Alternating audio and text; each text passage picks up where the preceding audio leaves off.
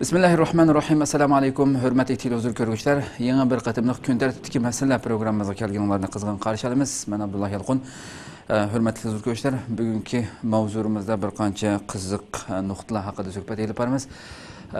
Mehmonimiz, ya'ni hammalar tanishib bo'lgan Turkiya Ankara Hacettepe Üniversitesi Tarih Fakültesi o'qituvchisi, shunday strategiya mutaxassisi doktor Erkin Akram bilan suhbat olib boramiz. O'zi hozir Ankara'da telefonimizda. Assalomu alaykum. Aleyküm ve selam. Doktor aldı bilan ziyoratimizni qabul qilganligingiz uchun ko'p rahmat aytamiz. Men rahmat aytaman. Rahmat. Doktor, hammamizga bir qancha haftalardan buyon bu Xitoyniki Hangzhouda ochilgan 4-5 kunlar ochilgan bu G20 davlat boshliqlar yig'ini başlanışdan burun nurgun fikirler bo'lgan edi, bu hammamizga ma'lum. Amerika Uyg'ur kishilik huquq programmasini bayonot e'lon qilib, Obama'ningki Xitoy bilan ko'rishgan vaqtida jiddiy bir Uyg'urlarning kishilik huquq masalasini tilga ilishini talab qilgan bo'ldi. Turkiyadagi Sharq Turkiston madaniyat va hamkorlik jamiyati Erdo'g'onga maxsus xat maktub yozib, bu ziyoratda Uyg'urlar masalasi, diniy cheklamalar, u yerdagi ona til masalasi degandek bularni tilga ilishini talab qilgan edi. Biz albatta Obama'nınki, yani Amerika-Xitoy munosabati va shundoqla Erdo'g'onninki bu ziyoratda Xitoy bilan ko'rishishlarda qanday masalalarni tilga olganligi haqida ayrim to'xtalsak, xohlasangiz albatta bilan Amerika-Xitoy munosabatiningki ziyoratning boshlanishidan Obamaga qilingan muomala aerodromda tushish vaqtida bu yerdagi talash-tortishlar hali ciddi axborotlarda g'ulg'ul qo'zg'adi. Qasddan holatda Amerikaninki Obamani ko'zga ilmaganligi to'g'riliq. Siz buni qanday qaraysiz? Albatta shunday boshlasak. Keyingi şu 500 yıllık xalqaro munosabat tarixida her daim yeni yükselgen güç mevcut Cihangir kuchga meydan o'qigan. Ko'pincha zaman kan bile ahırlaşkan. Xo'sh. Bunda bir paytda hamda bugün Amerika dünyanınki mevcut Cihangir devleti. Xitoy bo'lsa yükselgen bir devlet. Xo'sh. Şunlaşka bu tarihten bo'lgan bu tecrübe savaqdan töpeyle Amerika Xitoyni Amerikanınki bütün şu xalqaraviy menfaatiga meydan o'qiydigan manda bir devlet deb ko'ryapti. Yani manda degan vaqtida Amerikanınki stratejik raqibi degan gap. Bunu bazı düşman deb tercüme kısım buldu hamda. Bunda bir paytda hamda iki devlet arasında talaş tartış çıkışı mı normal görünüyordu. Bu sebepten tüpeyli bu ebemizde bitkendek aydırımdan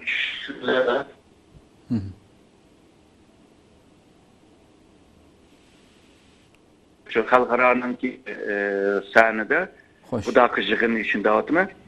Çıkma eleke uruş cidalini kösetmemiz de biz aramında cim turuştu. Hem de Prezident Obama mı Eydra'nı dedi, misal kişilik hukuktaydı, Cenab-ı Xitay deniz meselesindeydi, iki devletlerin arasındaki münasebetteydi. Nurgun şu 40 netçe mezmunda paran kıldı, bula müzakir kıldı. Hoş. Görünüşte bu iki devletlerin arasında şu jığında cık bir cidal, uruş, talış ketmesi mi? Aslında her iki tarafın biliyordu birbirisiyle rakip aldı. Bunundikin bu iki devletin arasındaki cidaller veya talaş tartışlar yani hıl minberlerde yine ayan buludu da oylayma. Hem de Obama bunun şu G20 jığındinkinle Davos'a ketdi. Hoş. Bu yerde hem de bu ASEAN'ınki jığınıga katılış ve Şarkı Asya lider reislerinin jığını degen jığını katılış için üyege bağlı. Üyede hem de yani Amerika'nınki menfaati bu devletlerinki menfaatiyle okşaş bolganlığını, bu devletlerin menfaatini Amerika qoğdayganlığını dedi. Bu gapninki üyü hem de Xitoyningki bu rayonda özününki təsirini yetkizиш ya da özünün təsirini tiklash karşı bu rayondaki devletlerge ben yardım kılmam, ben kollayman degen gapimdi. Manda dep kelgan chaqda şu Asya Tinch Okyanusda Amerika Xitoy rekabeti Xo'sh. devam qilyotidi degan gapimdi. Bu yalğızlar şu Asya Tinç Okyanusu emas, dünyanınki her yerinde bununkin bu iki devletin arasındaki bu uruş ciderler devam kılıdı dep oylayman. Yani kelgüsünde bu iki devletin arasındaki bu dokunuşluk veya ciderlik normal bir halga aylındığandaki türdemdi. Yani hemen gayleti bir ahval dep kömeydemdi. Bu iki devlet mujna uruşudu, sokuşudu dep. Fakat uruşkandan kim bu ikisi birbirine yokutuş ya da birisiga karta birisi üstünlük kazanman dep bunda bir canga müracaat kılıdı dep bunda düşünüş biraz baldur azı. Çünkü her iki devletin iktisadi cihette, ticari cihette menfaatleri var, ortak menfaatleri. Ama siyasi ve xavfsizlik cihette ikisi rakip. Yani tarihteki düşmanlar tarihteki o düşmanlarga qaraydigan bolsak, bugünkü düşmanlar biraz farklı. Bazı sahada düşman, bazı sahada ortak, şerik buluvardı. Çünkü bu iki devlet arasında cidel var ama canga aparalaydigan bir noktada emas atınca. Hoş. Endi sizmi yani bu Obama'nın mı ketadigan vazifasının to'shadiganligi az qolganligi uchun balki Xi Jinping biraz xalqaradan biraz bunun tishiga tegish uchun aytib olgan bo'lishi mumkin. Yana Xitoyning bayonotchilari yana qildigani qilib yana Amerikaga atib qo'yib ushuqlik qilib Amerikalar biz tarafdan tarbiya qilingan shotini ishlatmadi. Bizning gapimizga o'nigan bo'lsa bundan majra chiqmaydi. Bu deb Susan Rice'ning to'sivelinishini bu degan Amerikaningki prezidenti Amerikaning aeroplani desa bu Xitoyning tuproqi, Xitoyning aerodromi bu deb qo'g'duvchilar o'tirismi bexatarlik qo'g'duvchilar o'tirisdagi talash tortishlarmi Obama'ning yaqinda ketadiganligi masalasida biraz shunday yuzini tushirgan bo'lishi mumkin. Kelgusidagi hozir yangi saylamda bo'lgan Amerikadagi mayli Donald Trump bo'lsin yoki bo'lmasa Hillary bo'lsin, bu ikkisiningki kelgusida qaysi kelishidan qat'iy nazar Amerika Xitoy munosabatida kelgusida qanday bir negizlik o'zgarish bo'ldi deb qaramsiz yoki yana shu hozirgidek o'xshash ketishi mumkinmi? Amerika Xitoy munosabati bazen şu Amerika prezidentinin kim bo'lganligi bilan munosabatli.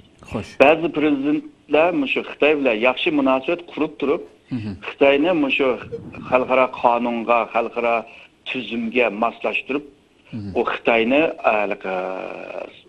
tashqi siyosatini aylantirish, ya'ni Xitoyning rejimini o'zgartish degan bir niyat bilan qilgan. Misolga şu prezident Prezident Clinton'ın vaqtida müştaq qilgan. Prezident Clinton'dan evvelki yani Baba Bush, yani Dada Bush Xitoyga qarta unda Çin ko'rsatgandi. Yani bunda diktator devletler, demokrasi bo'lmagan devletler dunyoga ziyon etildi deb. Clinton'dan keyin prezident Bush keldi. Bush kelgan vaqtida Xitoyni strategiya raqib deb ko'rdi. Bu prezident Bush'dan keyin şu Obama geldi.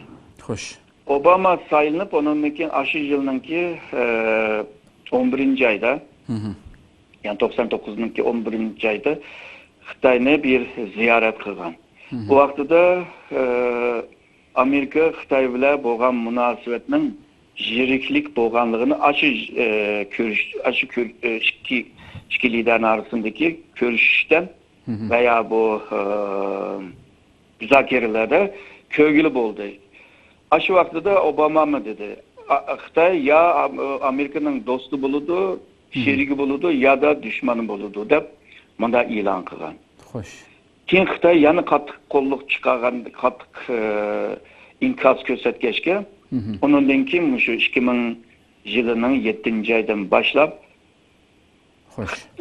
Amerika şu Asya Tinç Okyanusu'na bizime kirimiz çünkü Amerika'nınki menfaati nişede var. Şununla bir yerdeki menfaat mı Amerika'nınki menfaati okşaş ya da Amerika'nınki menfaati bile paralel dep şununla Xitoy'nınki bu rayondaki kengeyiş yiyilişinin aldığını ağam oldu. Hoş. Şu 2000 yıldan beri Obama hükümeti Xitay bilen takabul turvadı. Hem de bunun ki kildiğen prezident var, yeni prezident var. Hazır ben bu 20 yıldan beri kandak bir siyaset Amerika Xitay karşı kandak bir siyaset ilip beri vatkanını kösettik. Yani bir vakti de yaxşı oldu, bir vakti de yaman oldu. Müstak münasebeti bir yaxşı olup, bir eski bir yaxşı olup, bir yaman bulup müstak devam kılıyordu dep oylayman. Meyle qaysı prezident kelsin, misalıga Clinton hanım olsun, yoki Trump olsun. Bular şu Xitay bilen bo'lgan münasebette yine Xitay bilen muşuna jiriklik bir münasebetini ilip vardı dep oylayman. Çünkü bu bir takdir. Yani yeni yükselen bir güç daima mevcut Cihangir devletinin güçlüğü meydan okuyordu. Hoş. Şunlara bunun kim Amerika ile Xitay'ın ki münasebeti şu malum bir seviyede yani bekme yukarı şiddet emez, bekme arlaşmayı mındak kıldığı emez, aş otur halda hem bir yaxşı olup hem bir yaman bulup izgirlaydı da oylaymandı. Hoş. Hem de Erdoğan'ınki doktorumu şu 4. sentябrdaki Xitay reisi Xi Jinping bilan görüşüşüge kelsek, bu görüşlerden siz elbette yakından takip qilib turdunuz. Bunu qandaq nimeler sözleşildi, qandaq his qildingiz masalan, her ikki yil tarafninki sözleri. Shunaqla Erdoğan keyin muxbirlarni kutib olish yig'indimi bir Xitoyniki şu siz Xitoy raisi Xi Jinping bilan o'tkazgan uchrashishingizda Sharq Turkiston masalasida so'zlashdingizmi? Xitoy bilan terrorlik qarshi turish kurashida hamkorlik o'rnatishda qandaq ishlarni qilasiz? Turkiyadagi Xitoy fuqarolarining Turkiyadagi zo'ravonlik vaqalarining ta'siriga uchurmasligini kafolatiga qilish uchun qandaq ishlarni qilasiz degandek bu uch turlik savoliga Erdo'g'an tafsiliy holatda javob bermay nayeti yig'inchoqlablam o'ziniki Xitoy raisi Xi Jinping bilan terrorlikda mayli Xitoyda olsun, nerede olsun islom bilan birga keltirishga bo'lmaydiganligini degandek umumiy bir jihatda har qanday yerda berayotgan bir javob beriblam o'tib ketdi. Mushu masalalarga siz qanday qaraysiz? Kelgusidagi bu berilgan narsa Xitoyda qanday kelishimlar bo'ldi? Sharq Turkiston masalasi Turkiyadagi qanday ta'sirlar elib keldi bundan keyingi mush masala haqidagi fikringizni baqsaq. Türkiye bilan Xitoyninki munosabati burunga qarag'an chaqda bundan keyin yaxshi qarab mangdi deb o'ylayman. Buningki bir sababi hozir Türkiye taraqqiy qilayotgan bir davlat bo'lg'achqa. Xo'sh. Eng ko'p mushu mablag' bilan texnikaga ehtiyoj bor. Her ikisini Xitoy men bera olmayman deyapti. Yani bir sebep olsa bu Türkiye G'arb devletler bilan munosabati bag'ansiri jiriklashyapti. Bo'libmi shu O'rta Sharqdagi siyosati G'arb devletleriniki Amerikaninki bu rayondagi siyosati bilan moslashmayapti. Xo'sh. Türkiye o'zining manfaatiga qarab bu yerda siyosatni ilib bag'ashqa bu G'arb devletler bilan munosabati jiriklashyapti. Bunda bir paytda Rusiyadagi veya Xitoydagi devletler bilan munosabatni yaqin qilish G'arbga taqabul turish degan bir taktikdan topayli yine Xitoy bilan yaqinlashishga majbur qiladi. Xo'sh. Onundan başqa Xitoy yaqinqi 3 yildan beri yeni İpek Yolu stratejisini amalga oshirishga tirishyapti. Bu stratejininki maqsadi Yevropa ve Xitoy bozorini bog'lamak, birleştirmek. Xo'sh. Shundaqla dunyoninki iqtisodininki %60 ve 70'ni qo'lda tutmoqchi. Bundaq bo'lgan taqdirda Xitoy Cihangir devlet bo'la oladi. Shunga bu yeni İpek Yolu stratejisi Xitoy uchun nayta yadroluk bir mesele. Ama bu dengizden mangan İpek Yolu'dan sırt, şu kuraklıktan Şarkı Türkistan'da çıkıp Orta Asya, İran, Türkiye'nin ki İstanbul Boğaz'dan onun denkin Avrupa'ya bağlanıdı. Xo'sh. Şununla bu stratejiyede Türkiye'nin ki ekmeti bağan siri Xitay üçün dağıtımı, bağan siri ekmetlik buluvadı Türkiye. Çünkü Rusya'dan mangdıgan bolsa, inisiyatifini Rusya'ya tapşırıp buyurdu. Hoş. Ama hazır ben degендek, Şarkı Türkistan, Otturası, İran, Türkiye bundan mangsa, inisiyatifinin bir kısmı Xitayning qo'lida bo'ldi. Shuningga Xitoy shu Turkiyadan o'tishni beklab kutdi va Turkiyaga temir yo'lninki yenglash, tezlik poyezdniki projeni amalga oshirish degandek, shu jihatdan Turkiyaga takliflarni beryapti. Bu teklifler Türkiye'ninki taraqqiyoti uchun nihoyatda foydali. Yani bu sebeplerden tüpeyli umumiyette Türkiye ve Xitay münasebeti yıkınlaşıdı. Hem de yıkınlaşkan vaxtıda Xitay'nınki yanı bir talebi var. Şu Türkiye'deki Şarkı Türkistan teşkilatları olsun veya bazı şahsılar olsun, bunlarınki hareket kabiliyetini acizlaştırdıgan. Yani yani bunlarını çekleş için bazı tedbirlerin ilişkini talep kılıvadıdı. Hoş. Ve bazı teşkilatlarını yiptişini teklif kılıvadıdı. Hatta Türkiye'ninki devletinin maaşını eptirip Xitayga karşı faaliyet ilip birivadıdı degen şikayetlerime var. Onundan başka şu Irak veya Suriye'ye ketken bazı ballarının tizimliğini Türkiye'ye tapşırıp Türkiye'nin şu tizimlikteki ballarını tutup bir işine teklif kılıvadıdı. Onundan keyin bu Çigra'da tutulup kalan bazı Uygurlar var, ulanıma talep kılıvadıdı. Şuna çıkı Türkiye hem de bunundan keyin Xitay ile boğan ebey sanap gelgen menfaatten tüpeyli Uygurlarga karta belki az olsama bir tedbir ilişka tırşıdı da oylayman. Bu sebepten Uygur teşkilatlar olsun, kişilerge olsun belki bir bisimleme buluş mümkün. Çekleşler buluş mümkün. Hoş. Erdoğan'ınki Xitay muhbirinin sorgan sualıga tafsili cevap vermeyip mücmel şekilde cevap verişini qana qaraysiz onunkinden mesela bu Xitay abay tizimliklerini nurgun badi bunu tutup beriş bunun keyinki bazı besimler buluş mümkün dediniz. Xitay bilen Türkiye'nin oturusida hazırgacha bizning bilgimiz yerda bir Uygurni tutup cinayetçi almashtirish kelishimi bormi? Xitay bir komünist tüzümdeki devlet, Türkiye olsa demokratik tüzümdeki bir devletninki qaytırıp bir ihtimallığı menfaatini deplam muşunda işimi bulup kelish ihtimallığı bormi Türkiye'de mesela? Bunun qana qaraysiz? Cumhuriyet Erdoğan'ınki o sualga karta bergen cevabı aslında bir diplomatik bir cevap. Hoş. Yani bu meselene şu gün tertipke ekiliş ya da matbuatlarda yiyilişnime kalmaydı. Şuna çıkı bu yerde sualınınki üzgü cevap vermedi ama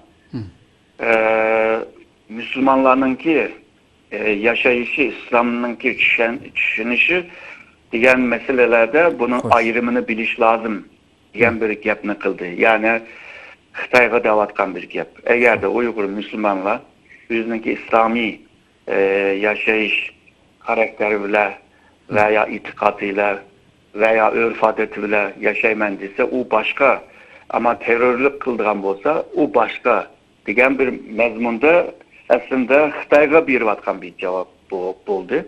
O yerden sualdan kaçıp başka gapni kılışka tırıştı. Demek ki bu meselene yani Şarkı Türkistan meselesine gün tertipte bunda çoğaytıp köpeytiş kılışını halımıdı degen mana akıldı. Yani bir sualınızda bu iki devletin arasında cinayetlerine kaytırıp giriş degen kilişimle 2000 yılında o öz vaxtdaki içki ministri Saffettin Tantan Xitayga berip buna imzalaşkan.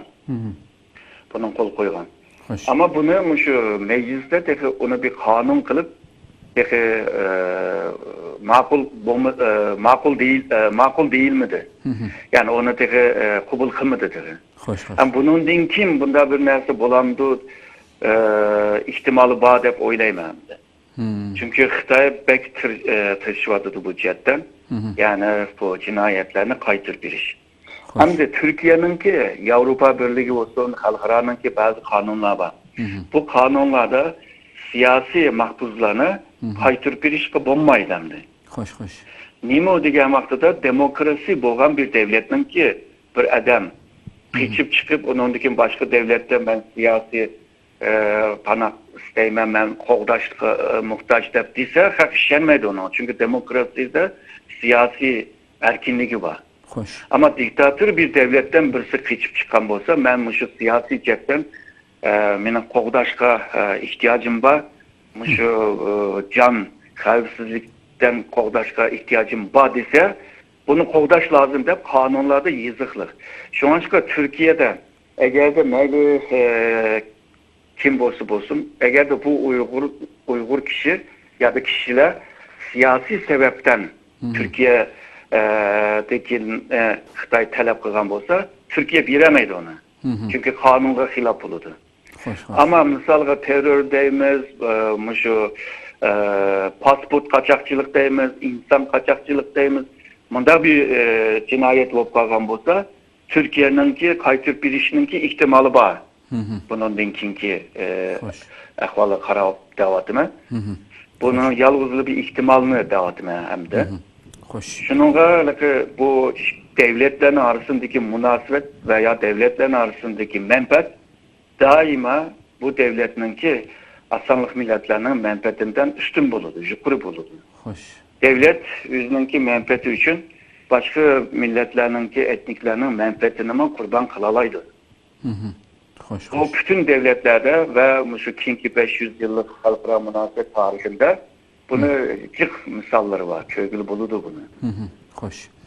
Şununla bunun ki devletninki münasebetininki yıkılışışı bir yerdeki Uygurlarınki faaliyet ilip bir vatkan Uygurlara belki bir bisim teşkil kılındı da oylama.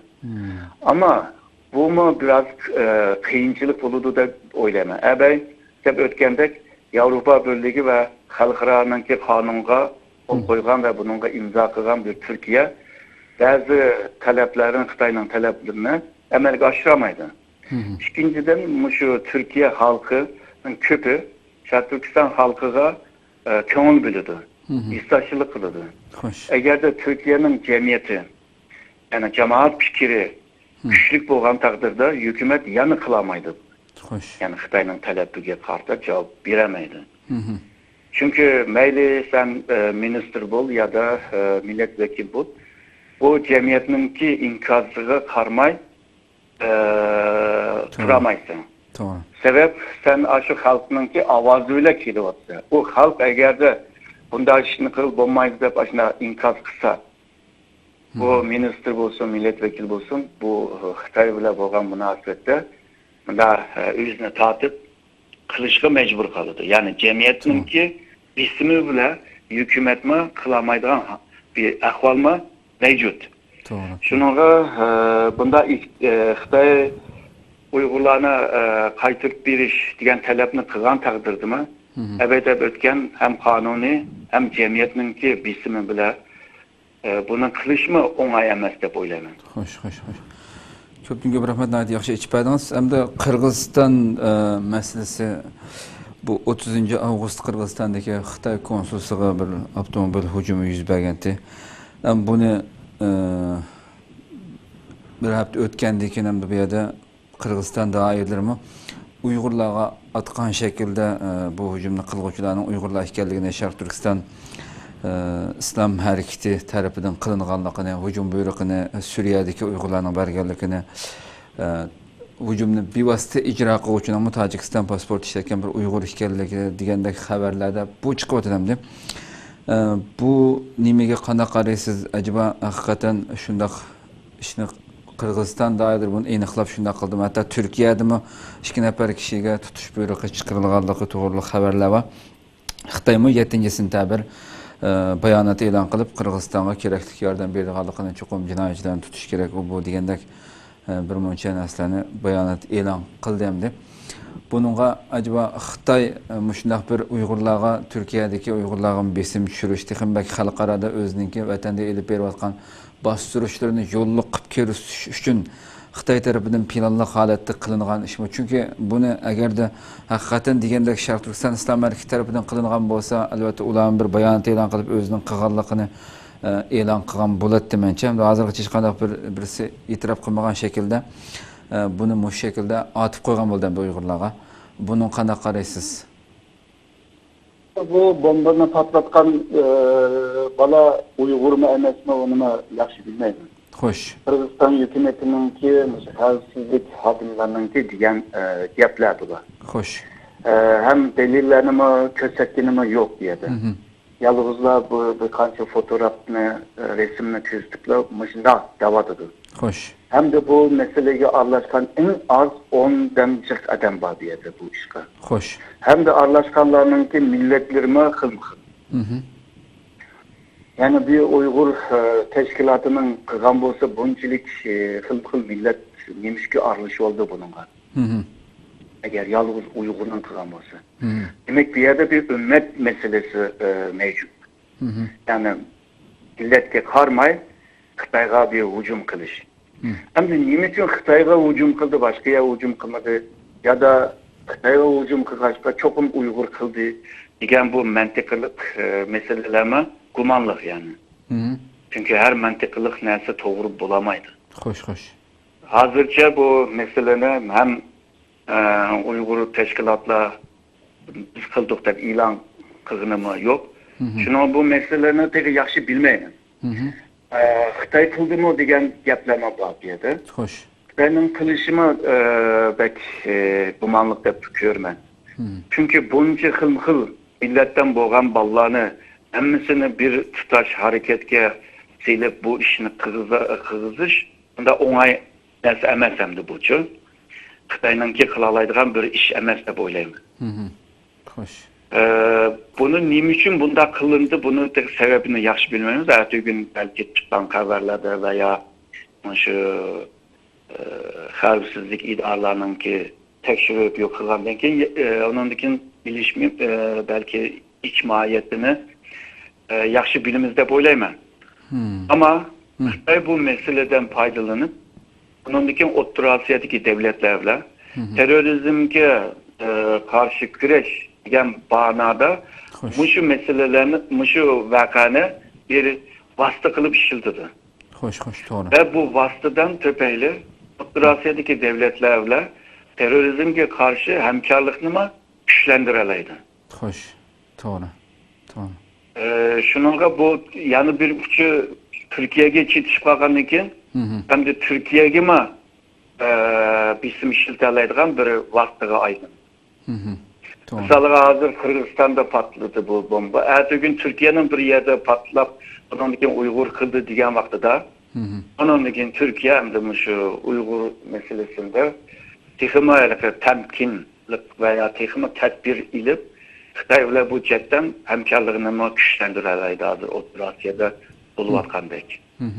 Shunga har ishninki ikki taraflimi bor. Bir tarafda hamda Xitoyga hujum qildik, Xitoyni da ko'chdik, Xitoyni agalantirdik deyotgan vaqtida Xitoymi bu meseledan foydalanib o'zininki cho'ng amallarga erishishga tirishdi hamda. Şimdi ama Türkiye'de bir gap var, hem işinki bir hayırlısı var degandek. Xitoymi buni foydalanadi deb o'ylayman. Xo'sh. Ko'pdan-ko'p rahmat, nihoyat yaxshi ish paydamiz. Ziyoratimizni qabul qilganingiz uchun rahmat etamiz. Rahmat sizga. Men rahmat etaman. Allohga emanet. Allohga emanet.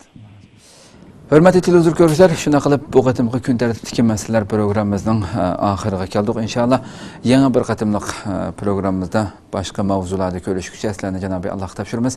Assalamu alaykum və rahmetullahi təala və barakatuhu.